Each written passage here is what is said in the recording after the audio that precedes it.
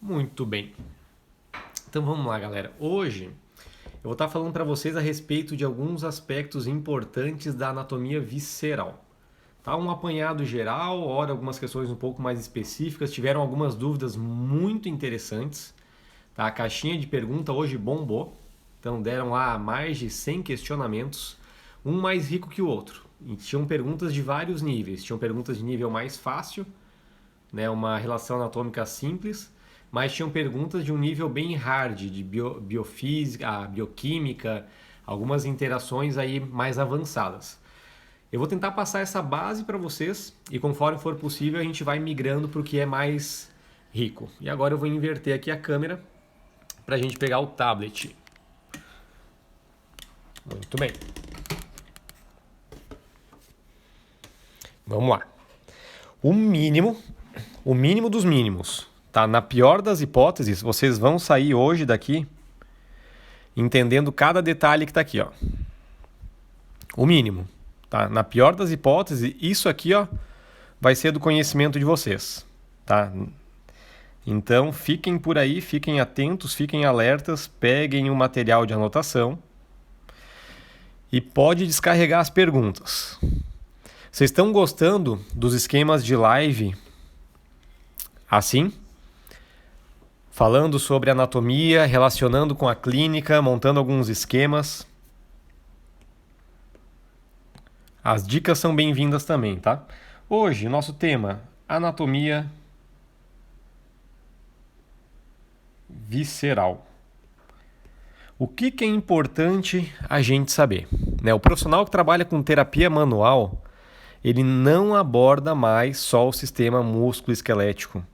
Tá? A gente não sobrevive mais fazendo só isso. Por quê? Porque existe um outro sistema importante, o sistema visceral. Existe todo um sistema nervoso que conecta esses componentes viscerais ao sistema músculo-esquelético. Existe toda uma ancoragem para esse sistema visceral feita no sistema músculo-esquelético. Então são sistemas interrelacionados. Tá? Ou a gente sabe ele para jogar em alto nível, para melhorar ao máximo a saúde do nosso paciente. Não é isso que a gente quer ver o nosso paciente saudável e com autonomia. Para ele ter autonomia, o corpo dele tem que recuperar sozinho. Para o corpo dele recuperar sozinho, o sistema visceral dele tem que estar redondo, tem que estar funcionando bem. Muitas vezes o profissional da saúde tem uma facilidade maior em abordar quem?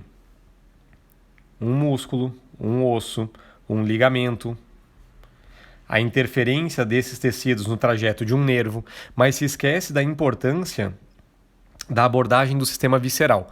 E o principal motivo, talvez, para a pessoa não saber ele é fugir, é não aceitar, não acreditar, não querer conhecer, tá? Mas é fundamental. O que é interessante saber aqui? Que a víscera se movimenta, ela se movimenta com relação a vários planos. E como que eu gosto de começar a estudar a anatomia dessas vísceras? Primeiro eu vou ter que eleger, né? Tipo um roteiro. Eu vou ter que eleger qual estrutura eu vou estar estudando. E, por exemplo, para facilitar a vida de vocês, eu vou falar um pouquinho aqui sobre o estômago. Né? O que é importante? Eu tenho que criar toda a estrutura dele. Se fosse anatomia músculo-esquelética, eu começaria com a base, com a estrutura óssea. Qual que é a base para eu estudar o estômago? A própria anatomia dessa víscera. Então aqui a gente vai começar a entender que existe uma zona superior, e essa zona superior ela é relativamente fixa. É a porção mais proximal do estômago. E essa porção mais proximal é chamada de cárdia. Tá? A zona da cárdia. E nessa zona da cárdia é configurado um ângulo de His. Por que isso aqui já é importante para a gente? Porque o esfíncter do estômago, que vai evitar os refluxos, que vai ter um vetor preferencialmente unidirecional, quer dizer que o alimento que chegar nele vai ter que descer para ter uma sequência dentro do trânsito gastrointestinal. Para tudo isso funcionar bem, essa região da cárdia tem que estar bacana, essa região mais superior. Então, a primeira zona de importância é a cárdia. Ah, Michael, mas é importante realmente eu saber esses detalhes da anatomia? Na minha opinião, é fundamental a gente saber isso aqui. Qual que é o nível que essa região se encontra? Aproximadamente no 7º espaço intercostal esquerdo. Na verdade, na 7ª articulação condrocostal. Então, discretamente mais à esquerda. E aqui a gente já tem a formação da curvatura maior do estômago. Reparem que é uma curva realmente grande. E se tem uma curvatura maior, é por quê? Porque vai ter uma curvatura menor. Então surgiram duas curvas no estômago. Uma delas mais localizada para a esquerda, mais externa, que é a curvatura maior. Olha como é fácil saber essa anatomia. Curvatura maior. Isso aqui é a base, tá? Isso aqui é o básico do básico. Para começar a entender o que a gente vai ver depois, vocês têm que ter essa base bem consolidada. E do lado contrário, mais para o lado direito, nós temos a região da curvatura ou curva menor. Por que essa curva é maior? Porque ela é maior, ponto. Por que essa é menor? Porque ela é menor. Sem detalhes maiores. Uma questão de nomenclatura. É uma curva menor, é uma curva maior. Ela é maior tanto em dimensão quanto em convexidade. A convexidade da curva maior é mais grande, né? Palavra feia. Nem existe, na verdade, mas deu para vocês entenderem. E a concavidade da curva menor é relativamente menor. Além disso, existe uma região do fundo gástrico, uma região do corpo, a zona do antro, e depois, no fim do estômago, nós temos outra zona que é relativamente fixa, que é o piloro. Então, olha como é básico, como é tranquilo. É muitas vezes mais simples que a própria anatomia musculoesquelética. E é aqui que o jogo começa a ficar interessante. Temos a anatomia do estômago. Tá? A gente olha para isso aqui e consegue visualizar que tem um estômago aqui. Meio gordinho, né? um estômago de quarentena, mas ele está aqui. Região proximal dele, uma válvula, um esfíncter, formado pela região da cárdia. E depois a gente tem, passando nessa zona superior aqui, o músculo que faz a sua constrição. Quem que passa nessa zona? Músculo diafragma. Espetacular. Então, o diafragma já entrou em campo. Diafragma e víscera são praticamente sinônimos. Não tem como trabalhar um sem trabalhar outro. Tá? Eu tenho que fazer todas as correlações possíveis entre a mecânica diafragmática, porque é super importante, mas entre as estruturas que vão cortar o diafragma para chegar até o estômago, para chegar até nas outras vísceras abdominais. Então, temos relações mecânicas, temos relações nervosas e temos relações vasculares, porque a vascularização que vai chegar no estômago também depende do diafragma. Então, será que o diafragma é importante? Né? Quais são as 3 relações que a gente fez? Uma delas, mecânica. O movimento do diafragma, o movimento de inspiração e expiração vai influenciar no estômago. Um ponto. A questão vascular. A vascularização que chega até o estômago, de uma certa maneira, cruza o diafragma. Inervação. Da mesma maneira, a inervação que chega ao estômago cruza o diafragma. E aqui a gente começa a misturar alguns sistemas, porque quando a gente fala em inervação, a gente tem inervação que vai se encarregar dos movimentos do estômago, da própria motilidade, do peristaltismo. Tem inervação responsável pela sensibilidade. Então, a inervação do peritônio é fundamental. Né? Quando a gente fala nas capas de revestimento dessa região, a gente tem que saber que elas são inervadas sensitivamente e que um problema da víscera pode gerar dor referida. Então, o que a gente vai trabalhar ao longo da live de hoje? Vamos falar sobre essas estruturas que eu estou comentando aqui, sobre as queixas de dor referida, que foi outra das perguntas que mais se repetiram. Quando o paciente tem uma dor referida, como identificar uma dor referida? Qual é o componente, como que é a neurofisiologia de uma dor referida? Tá? É interessante a gente entender o processo. O mais importante de tudo é entender. Tá? Se você não lembrar de algum nome da anatomia, depois você consulta algum material e você tem acesso a isso. Mas você tem que agora gerar um entendimento. Pegar a linha maior de raciocínio. Se você fizer isso, você já está num nível superior do que entrou dentro dessa live. Beleza, o diafragma. Por que o diafragma é importante além disso tudo? Qual que é a relação íntima? Ele vai formar aqui um hiato, uma abertura, que é o hiato esofágico. Eu até deixei preparado aqui uma imagem que mostra bem esse hiato. Olha só isso aqui. O que eu quero que vocês percebam dentro dessa imagem? Que o diafragma ele vai fazer um túnel de passagem tanto para a veia cava inferior, para o estômago e para o esôfago, na verdade para o esôfago, e para a aorta. Então nós temos 3 hiatos. Primeiro hiato, o hiato mais superior. Hiato da veia cava inferior. Qual o nível dele? Aproximadamente no nível de T8. Depois, o hiato esofágico. Hiato esofágico. Qual o nível dele? Aproximadamente T10. E depois, o hiato aórtico. Em qual nível? T12. Relações mecânicas importantes com a região torácica. T8, relacionada com o hiato da veia cava, com o retorno venoso, com os processos congestivos. T10, relacionado com o hiato esofágico.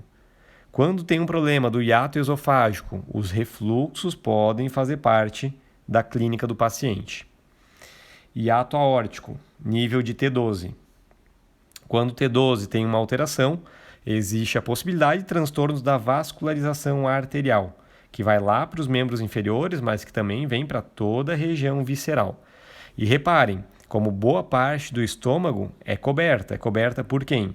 É coberta pelo diafragma, inclusive uma parte sendo coberta pelas costelas e pelas cartilagens costais. Então, o esôfago, bem próximo da sua origem, realmente está lá no nível das últimas cartilagens costais. A gente tem que ter um cuidado no acesso palpatório dessa região. Por quê? Porque são regiões nobres, são regiões sensíveis. E olha quem está passando aqui atrás.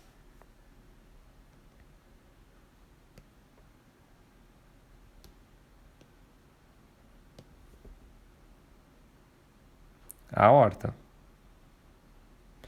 E quem que sai dessa região da aorta? Tronco celíaco. Vocês sabem o que é o tronco celíaco? Vocês vão ter que saber. Por quê? Porque é com base no tratamento da região que controla esse tronco que a gente exerce uma influência muito grande sobre o estômago. Quer trabalhar o estômago?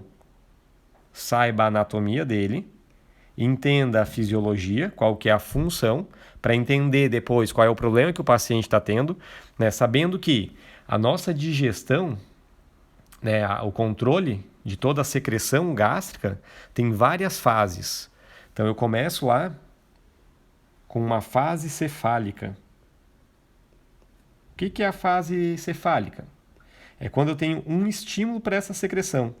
Um estímulo que vem das vias mais superiores. O suco gástrico ele já começa a ser secretado quando eu começo a sentir o cheiro. Quando eu penso numa comida, quando eu coloco ela na boca e sinto o sabor dela. A própria falta de glicose no nível do sistema nervoso central, lá no cérebro, pode ser um estímulo para essa fase cefálica e aumenta-se o trabalho a nível do estômago. Mas o que pode acontecer? Uma segunda fase, a fase gástrica propriamente. E na fase gástrica, a gente já começa a ter uma distensão dessa parede. E quando a parede do estômago começa a distender, as glândulas que tem nele começam a trabalhar. Os aminoácidos que tem ali, triptofano, fenilalanina, íon de cálcio, tudo começa a fazer com que o suco gástrico aumente. Quer dizer que o processo digestivo ele vai começar a acontecer. E o alimento que vai chegar aqui no estômago, ele vai começar a ser triturado. Ele vai começar a ser fragmentado. No estômago, a gente não lida com a absorção. Depois que ele passa pelo piloro, que é o guardião da região, que é um dos esfíncteres dele, o esfíncter mais distal, o alimento vai passar, chegar na primeira porção do duodeno. A primeira porção do duodeno ela é relativamente ascendente. Então, se a gente olhar a sequência aqui do estômago, a gente teria isso aqui, ó. O duodeno, exagerando, ele faz isso. Desce. Sobe. Sobe e vai para a direita. E depois desce. E depois vai para a esquerda. Então, este aqui é o duodeno. A primeira parte dele é uma subida. Quer dizer que o trânsito pela ação da gravidade não é tão fácil. O alimento que cai aqui, ele vai pingar 0,3 ml. Ele vai gotejar no duodeno. E quando ele goteja, a parede do duodeno já começa a servir como um fator de reconhecimento. Ela começa a querer entender qual é o tipo de molécula, de nutriente que está caindo aqui. E se o paciente, por exemplo, comeu a coxinha ali do posto de combustível, e esse sistema percebeu que aqui tem mais gordura, o que vai acontecer? A colecistoquinina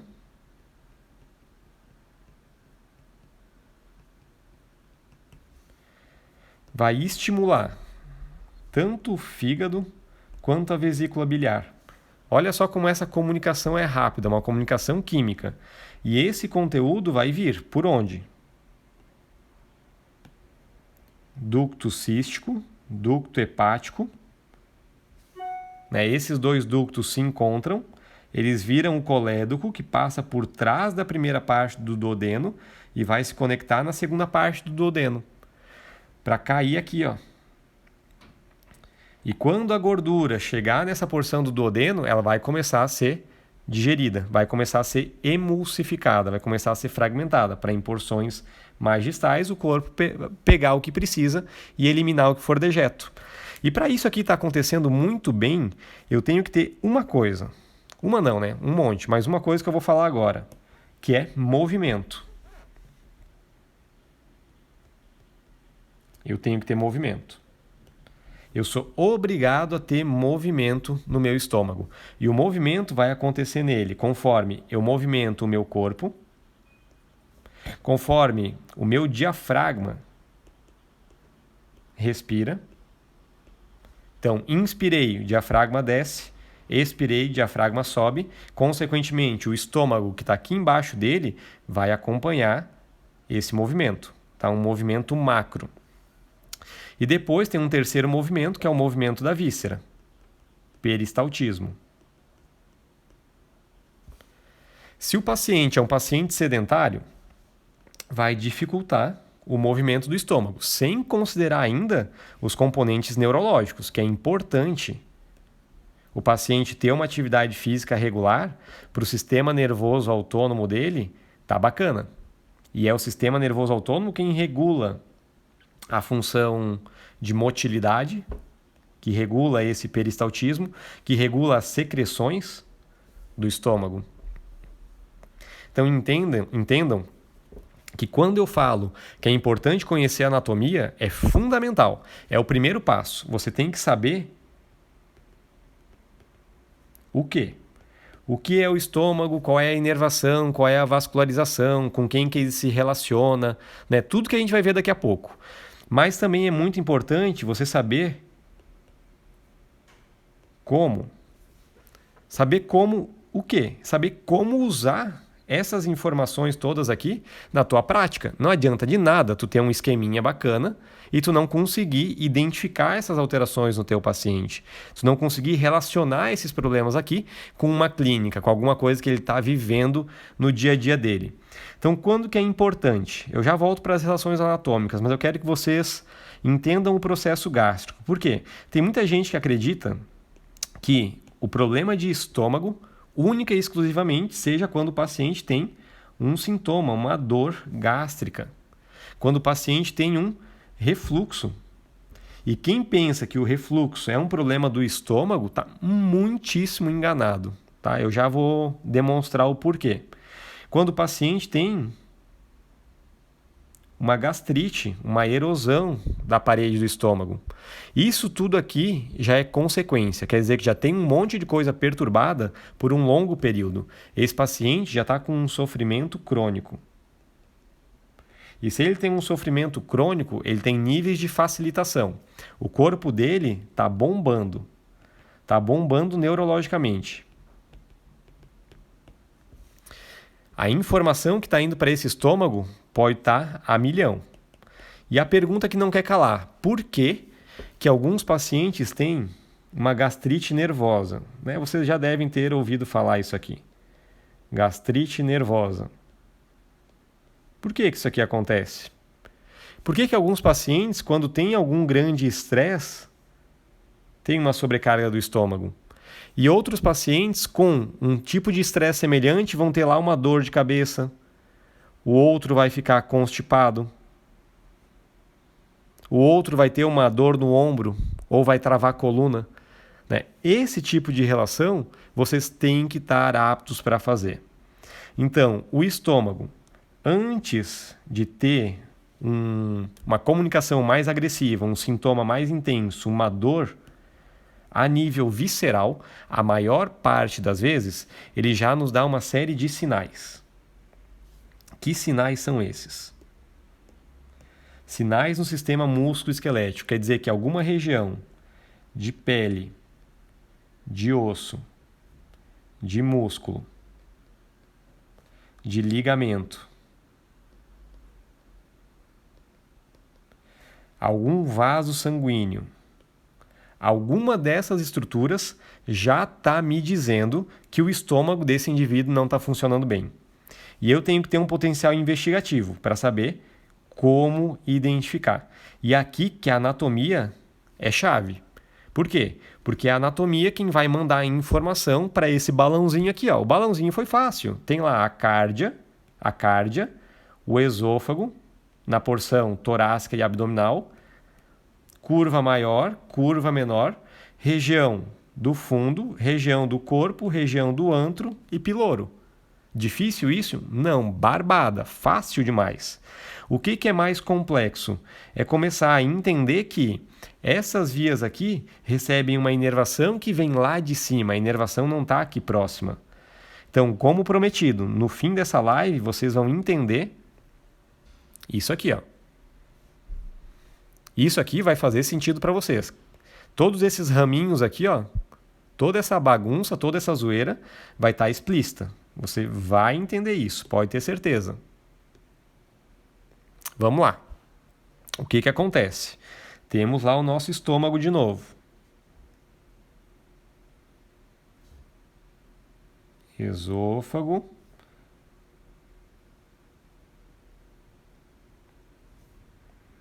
Estômago. A gente tem dois sistemas nervosos que vão chegar nele.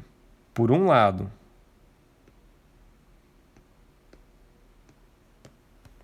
temos o sistema simpático.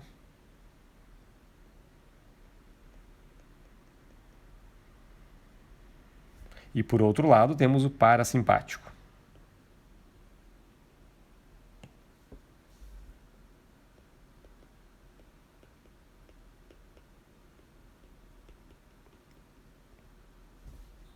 Simples demais isso aqui, hein? Simpático e parasimpático de alguma maneira vão chegar até o estômago. O simpático, ele vai ser proveniente da coluna torácica.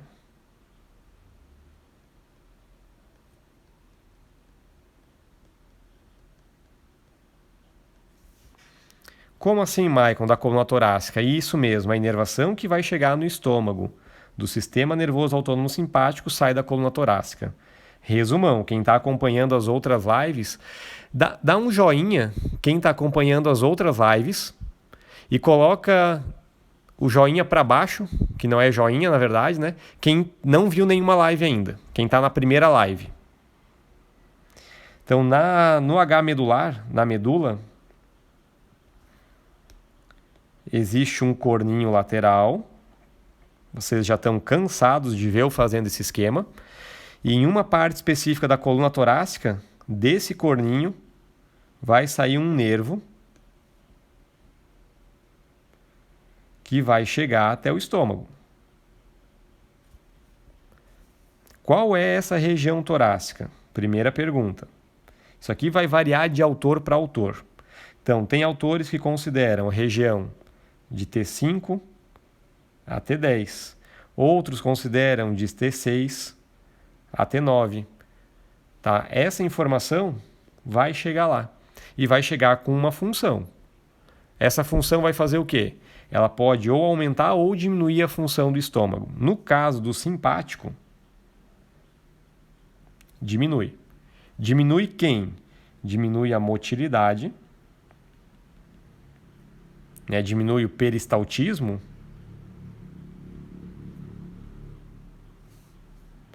e aumenta a contração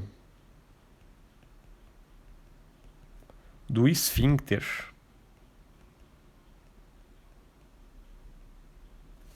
Então quer dizer que o piloro aqui, ó, ele vai fechar nesse caso. Quer dizer que o estômago vai diminuir a sua atividade. O estômago vai estar parado. Popularmente é isso aqui, ó. Meu estômago está parado, está congestionado. Meu estômago não trabalha como deveria.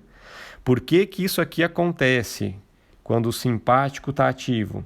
Porque, sistemicamente, quando o simpático está ativo, o meu organismo se coloca em condição de lutar e fugir. E se eu for lutar e fugir, não é nem um pouco interessante eu aumentar a atividade do estômago. Mas eu vou aumentar a atividade de quem? Do coração, dos pulmões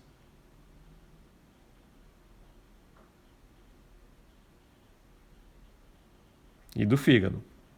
Coração, pulmão e fígado aumentam a atividade com o simpático. O estômago diminui. Eu não vou querer absorver um nutriente se o leão está me perseguindo, se o chefe está importunando, se eu estou fazendo uma atividade física intensa. Tá? Então, o simpático faz isso. Consequentemente, da mesma maneira como existe uma informação que chega lá,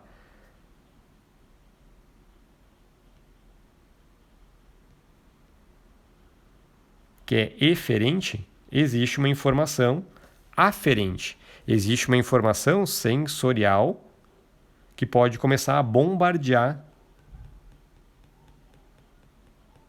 a região medular correspondente. E esse paciente com uma alteração gástrica de maneira mais silenciosa, antes de ter um dano à estrutura, antes de ter uma patologia instalada, ele pode começar a referir sintomas na região torácica. Quais níveis? T5 a T10. O paciente pode ter uma dor no periósteo, uma contratura, um espasmo da musculatura que nunca relaxa, uma alteração ligamentar, uma retração, uma hipersensibilidade dessa zona, uma pele mais fria nessa região torácica, uma pele que desliza menos nessa região torácica.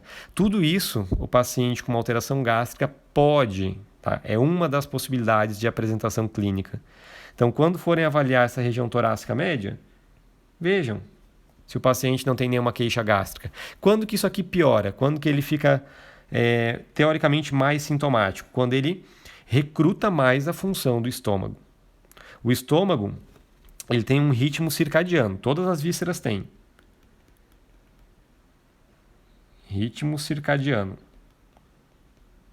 Quer dizer que, biologicamente, das 7 da manhã às 9 da manhã, ele está em pico de atividade. E das 19, das 7 da noite às 21, ele cai a atividade. Se o paciente chega ao meio-dia, come um elefante, ele vai se sentir o quê?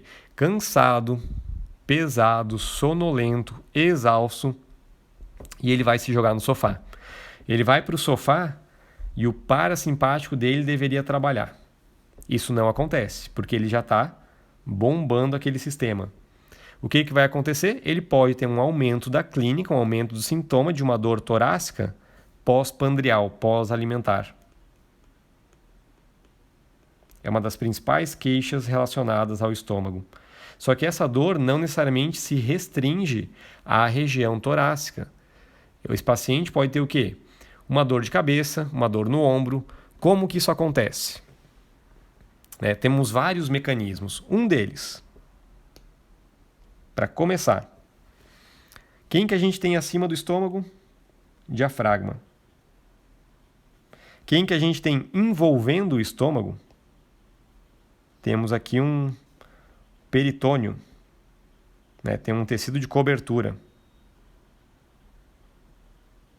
que está recobrindo ele. E conectando o estômago ao diafragma, a gente tem um ligamento gastrofrênico. Conectando o diafragma ao coração, nós temos o pericárdio. Conectando o diafragma ao pulmão, nós temos a pleura. A pleura vai se ligar à região cervical, vai se ligar tanto ao corpo da vértebra quanto ao processo transverso. Se o paciente tiver uma ptose, se for um paciente sedentário, com grande volume abdominal, o que vai começar a acontecer com essa víscera? Ela vai começar a descer. E conforme ela desce, ela vai tensionar, ela vai carregar todo mundo que está aqui em cima com ela. E essa tensão facial, então aqui são alterações faciais, que vão chegar até a cintura escapular. Vão chegar até a região da clavícula. Até a região da fáscia clave peitoral. E isso pode contribuir para o desfiladeiro torácico. E isso pode gerar, inclusive, uma neuralgia cérvico-braquial, por causa de um problema do estômago. E isso aqui acontece predominantemente de qual lado? Predominantemente do lado esquerdo, por uma questão anatômica. Existe outra possibilidade, outra correlação? Existe. Qual que é? A maioria de vocês acredito que já conheça isso. Se o estômago tem uma alteração e o peritônio mais superior começa a ser irritado,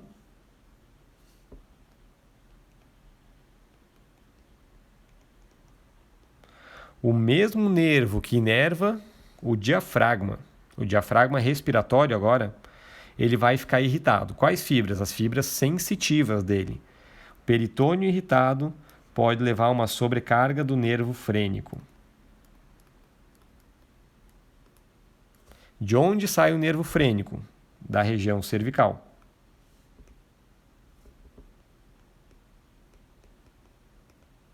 De quais níveis cervicais? C3, C4 e C5. Ou seja, essa informação ela começa a disparar de maneira constante.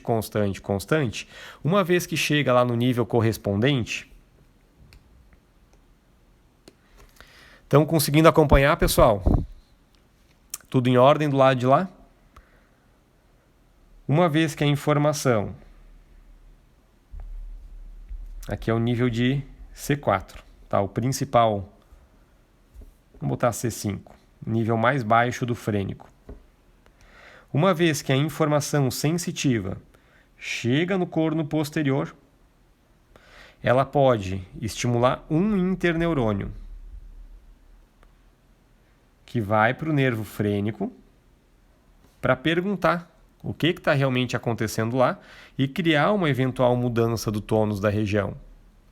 Mas se isso aqui permanecer por muito tempo, o estímulo vai começar a acontecer em vários interneurônios. E isso aqui pode gerar uma estimulação de um nervo que vai em direção à região comandada por C5. Quem que sai de C5? Muitas estruturas. Nervo radial, nervo mediano. Pode ter um acometimento do músculo cutâneo, nervo dorsal da escápula, nervo subclávio, nervo torácico longo. Então, todas essas estruturas aqui, supraescapular, nervo supraescapular, todos eles podem ser acometidos por uma alteração inicial lá do peritônio superior, que pegou o nervo frênico que foi para a cervical. Então, o paciente com uma alteração de estômago, por exemplo, pode ter um sintoma periescapular. Ele pode ter um músculo supraespinhoso.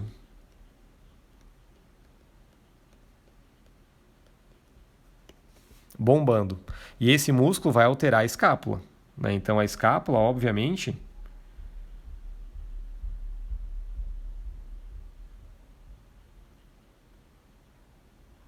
aqui temos uma escápula, ou que seria ela, na região superior,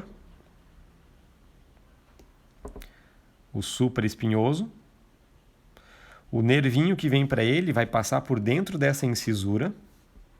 Aqui tem a incisura da escápula, ele passa aqui por dentro. Então tem um ligamento que recobre essa região ainda, e esse nervinho sai da cervical. Só que nem sempre ele é a causa primária do problema. Às vezes o paciente que está com uma hipertonia nessa região, com pontos gatilhos que não se resolvem, com uma síndrome do impacto secundária, que amplifica o seu sintoma quando o paciente tem uma sobrecarga baixa, a gástrica, ou quando o paciente reclama da queimação do estômago ao mesmo tempo de uma dor periescapular, tá? Uma dor na região mais superior. Poderia pegar quem aqui? Músculos romboides, romboide menor, romboide maior. Por quê? Porque eles são inervados também pelo dorsal da escápula. Poderia ter uma alteração da clavícula, e uma vez que a clavícula alterou, todo o membro superior corre risco pelo plexo que está passando muito íntimo, pela vascularização dela. Tá? Então, esse tipo de relação é importantíssima você fazer. E depois a gente vai entender o porquê das dores de cabeça, que também são relativamente frequentes nos problemas de estômago. Beleza? Então, o simpático do estômago sai da região de T5 a T10. E qual que é um dos principais pontos de obstrução do simpático?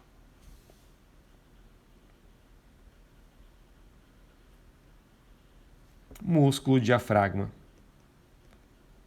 Essa inervação não chega no estômago via wireless. Essa informação ela vai passar pelo diafragma. Tá? Então, o diafragma com uma alteração tônica, um paciente que respira mal, normalmente tem desautonomia. Sistema nervoso, simpático e parasimpático não conseguem manter um equilíbrio. Né? E é importantíssimo a gente respirar bem para o sistema digestivo funcionar. Esses dias, tá? Não faz muito tempo, eu atendi uma paciente triatleta. Deixa eu até inverter aqui a câmera para vocês conseguirem ver. Atendi uma paciente triatleta. O que ela tinha? Ela estava com dificuldade de comer, se alimentar, né, o gel, durante a prova. Ela estava lá durante a corrida e ela não conseguia comer. E ela pensava que já era algum problema, vamos dizer assim, crônico, uma coisa que não iria mais resolver por nada. E a gente começou a avaliar ela e a gente percebeu que o problema realmente tinha uma relação com o diafragma, mas muito mais com os intercostais. Por quê? Se vocês façam aí ao mesmo tempo que eu, puxem o ar bem fundo, inspira e a partir de agora simula uma deglutição. Vou pegar o copo aqui, ó, e eu vou tomar água.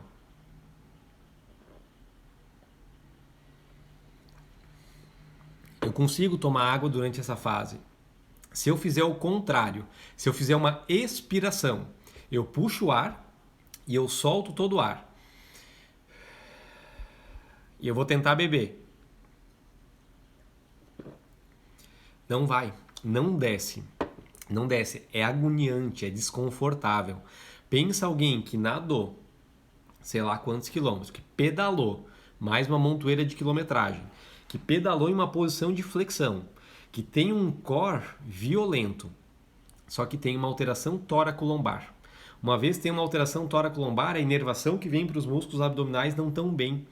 E os músculos abdominais dessa atleta realmente estavam terríveis. Encostava no abdômen dessa atleta, ela estava gritando ali. Ou seja, o padrão expiratório dela estava muito forte e ela ia correr. E quando ela ia correr, já em um grau de simpaticotonia, quer dizer que o meu corpo já está estressado, biologicamente estressado, porque eu estou recrutando, eu estou gastando energia e tudo quanto é lado. Emocionalmente estressado. Por quê? Porque eu quero comer, eu não consigo. Eu sei que eu preciso do nutriente para terminar a prova, para não quebrar no meio da prova, e eu não consigo. Como que ela vai ter uma efetividade? Não vai. E os outros profissionais, quem não conhece tão bem esse sistema, quem não relaciona o sistema musculoesquelético com o visceral, acredita que é uma coisa do tempo, é o clima, é o gel que ela está tomando e troca gel. Enfim, vão ter inúmeras desculpas. E o que a gente precisa? É justamente pegar o gatilho. Qual é o pulo do gato? E aqui, mais uma vez, vamos voltar para lá, o diafragma se faz presente. Por quê? Beleza, ele é o trânsito para a passagem do simpático e do parasimpático. E o diafragma ele forma uma cúpula. Aqui está ele bonitinho. Quando o paciente vai inspirar, ele vai descer esse centro tendíneo. Vai descer até se ancorar, até se apoiar nas vísceras do abdômen. Consequentemente, o tórax ele expande. Tá? Isso tem que acontecer. Se o paciente já tem uma posição inspiratória prévia, como que está o diafragma dele? Exagerando. Plano. Qual que é o potencial ventilatório? Está diminuído. Qual que é o potencial de cambiar, de mudar, de trocar as pressões intratorácica e intraabdominal? É mínimo, é reduzido. Então, consequentemente, esse paciente vai ter uma dificuldade na absorção, na deglutição e em toda a cascata do trato gastrointestinal. Isso aqui acontece com o paciente atleta, ele vê isso aqui muito rápido, isso incomoda ele e ele vai atrás de ajuda. Mas a mesma alteração acontece com o paciente do dia a dia, com o velhinho, com a senhorinha, com todos os outros pacientes que procuram a gente. E o parasimpático da região, qual é? Nervo vago. E o nervo vago, ele vai estar passando aqui, ó, junto com o esôfago. Bem à frente do esôfago. Qual nervo vago passa à frente do esôfago? Nervo vago esquerdo. E o nervo vago esquerdo vai vir predominantemente para a região da curva menor. O nervo vago direito vai estar passando lá atrás do esôfago. Então, o nervo vago está lá no crânio. Crânio. Saiu do lado direito, saiu do lado esquerdo. Direito, esquerdo. Estou olhando de frente o paciente. Vou ter que perceber como que está a relação dele no foramen jugular, no espaço maxilofaríngeo, na bainha carotídea, né, a relação com as fáscias cervicais, na entrada torácica, região com a externo clavicular, clavícula, externo, costelas, todo o mediastino, para chegar na região do diafragma. Aonde? Aqui na frente, ó. Na frente e atrás do esôfago. O vago esquerdo, ele vem para anterior. E o vago direito vai para posterior. Eles começam a se enrolar, para depois passar por essa via. Bacana. Então, o nervo vago cruza com o estômago. Comumente, a alteração do esôfago e do nervo vago acontecem ao mesmo tempo. E o nervo vago é um nervo fundamental para uma das principais patologias de estômago, ou conhecidas como sendo do estômago, mas que não é. Em algum momento eu comentei aqui com vocês. Aqui nós temos a região da entrada, do acesso, do esfíncter.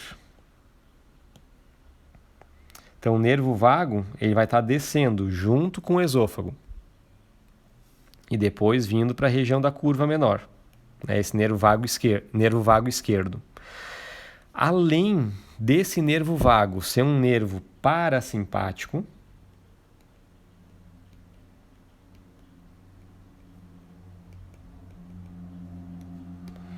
ele tem fibras motoras. Fibras motoras para quem? Para algumas regiões mais superiores, mas ele tem fibras motoras e sensitivas para o pilar do diafragma. Vocês conseguem ver que tem umas fibras que vêm subindo aqui, ó. Se não der para ver bem no esquema, eu monto um lá para vocês. Tem umas fibras que sobem aqui, ó. Elas estão subindo. Essas fibras vão se enrolar ao redor do estômago, do esôfago, na região mais proximal. Ela sobe e ela vai enrolar aqui.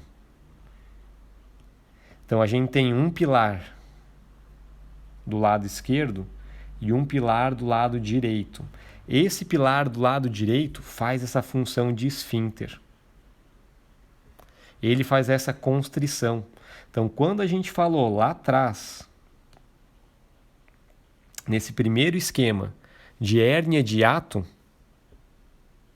paciente com uma hérnia de hiato não é um problema gástrico, é um problema diafragmático, onde o pilar direito pode estar alterado, onde o nervo vago é importante por inervar o pilar direito do diafragma. Então, nesse caso, não é questão de trabalhar os nervos intercostais que inervam o diafragma respiratório ou o nervo frênico que inerva o diafragma respiratório. Não, a nossa via de trabalho tem que ser um pouco diferente. E quando a gente fala em sistema nervoso autônomo, sempre lembrem de trabalhar o ambiente que esse paciente, que essa paciente estão inseridos. Então, não é aqui.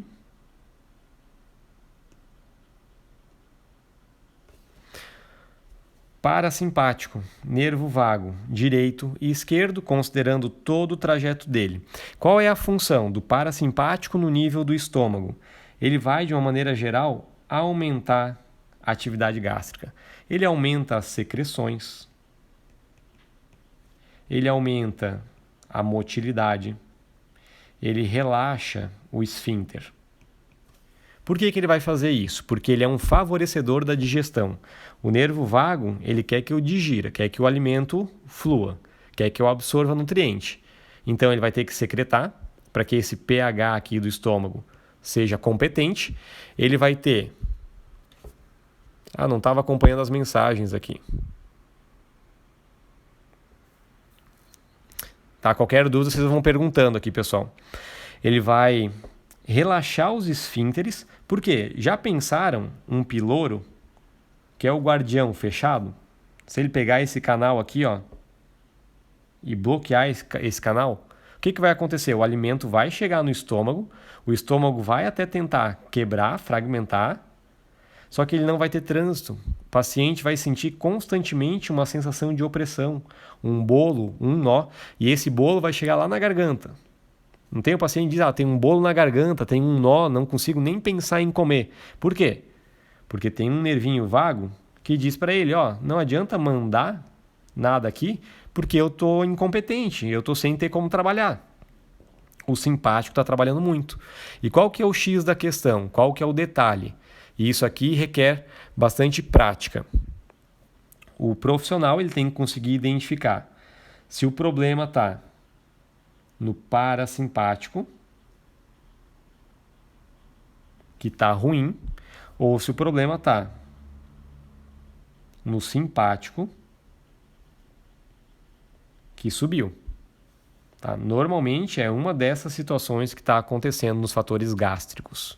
E quando a gente fala que o simpático está alto, eu não quero dizer que o comportamento geral do paciente é de um paciente estressado, é de um paciente hiperativo, é de um paciente que faz muita atividade.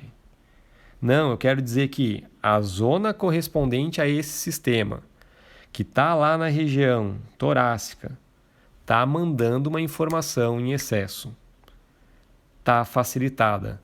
E aqui uma alteração emocional, uma alteração térmica, uma alteração de alimento pode favorecer ao paciente apresentar um sintoma que ele já está predisposto.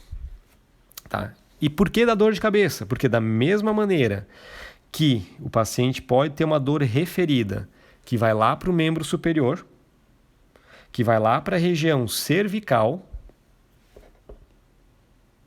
o nervo vago, ele pode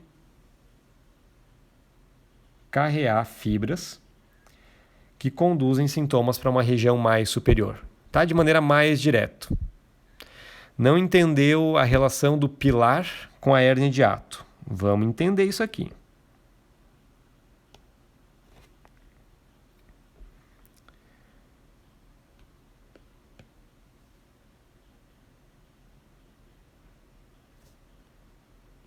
Olhando de frente, vértebras lombares. 5 vértebras lombares, 1 vértebra torácica. Processo transverso e costela. Tá? Supondo que a costela é reta. Lembra que a 12ª costela vai chegar no nível de L2. Então, na verdade, ela é angulada. Mas para vocês entenderem o esquema, tá bom demais. O diafragma. Ele vai chegar lado direito, lado esquerdo. Do lado direito, L1, L2 e L3. Lado esquerdo,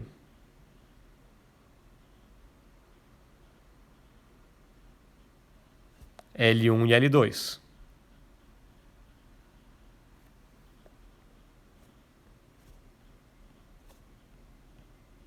E como já foi comentado aqui, alguém falou, não vi quem foi, nós temos os outros processos espinhosos e nós temos 2 ligamentos arqueados. Primeiro, um ligamento arqueado medial, que sai de L2 e vai até a espinhosa de L1. Depois, um ligamento arqueado lateral, que sai da transversa de L1 e vai até a 12ª costela. O primeiro deles relacionado com o músculo psoas. O segundo deles relacionado com o músculo quadrado lombar. Tá? Esse foi o comentário. E o pilar direito do diafragma, ele vai ter as fibras ascendentes dele, ele vai subir, aqui eu fiz muito embaixo, mas vai subir até a região de T10. E ele vai fazer isso aqui, Ele vai dar um nó ao redor de quem? Tá lá em cima, não é aqui tão baixo como eu fiz. Um nó ao redor do esôfago. E o que acontece se esse nó afrouxa? Se esse nó afrouxa, o diâmetro aqui abre e isso favorece com que o estômago, que é um órgão abdominal, migre para a região torácica através desse hiato. Ou seja, uma hérnia de hiato. O estômago herniou pelo hiato esofágico. O problema é do diafragma. Diferente de um refluxo. O refluxo pode ser um problema de constrição que tem relação com o diafragma, mas tem uma alteração anatômica de outros esfíncteres mais internos. Então, se eu quero trabalhar esse pilar direito, eu vou ter que obrigatoriamente saber como está o nervo vago, saber como está o diafragma, saber como está o músculo psoas, consequentemente as vértebras lombares e o membro inferior. Entende como tudo vai se conectando? E de uma maneira semelhante, a gente vai ter aqui em cima, na região de T12, os dois pilares formando o hiato aórtico. E eu já vou ter que acabar, pessoal. Já está dando 1 hora. O hiato aórtico, que é a passagem da aorta. Quer dizer que uma alteração da região tóraco-lombar pode influenciar nessa zona. Eu vou ficar devendo a vascularização para vocês. Mas aqui já vai dar para entender a inervação. Ó. Se liguem. 1 minuto. Vamos resumir essa questão vascular. A neural. Então a gente tem um sistema simpático. Tá vendo? Tem um monte de bolinha aqui no meio. Esses aqui são os gânglios. Tá? Eu falo para vocês isso aqui, tá? Eu falo em algum outro momento. Esses gânglios aqui, eles receberam informações autonômicas que saíram lá da região torácica, T5 a T10. Perfuraram o diafragma, chegaram até o estômago para inervar simpaticamente ele. E acompanhando a linha do esôfago, já abriu a contagem regressiva aqui. Acompanhando o esôfago, nós temos o nervo vago.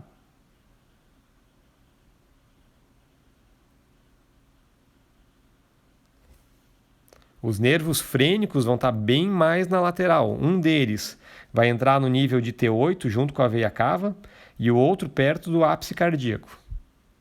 Tá? Já é outro departamento. Beleza, galera? Eu vou deixar mais uma vez, como de costume, deixa eu inverter aqui, eu vou deixar para vocês uma foto da live de hoje, de algum dos esquemas que a gente fez. Ali embaixo, coloca a tua dúvida, coloca o teu aprendizado, curte, comenta e coloca o nome de alguém que eventualmente não viu, que perdeu esse material. Beleza? E a gente volta semana que vem, tem live na terça-feira, 21 horas, Sistema Nervoso Periférico. E eu vou fazer uma live extra na quarta-feira que vem. Então, semana que vem vão ter 2 lives. Fiquem atentos e a gente conversa ao longo da semana.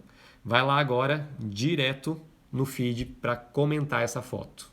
Um abraço, galera. Ótima semana.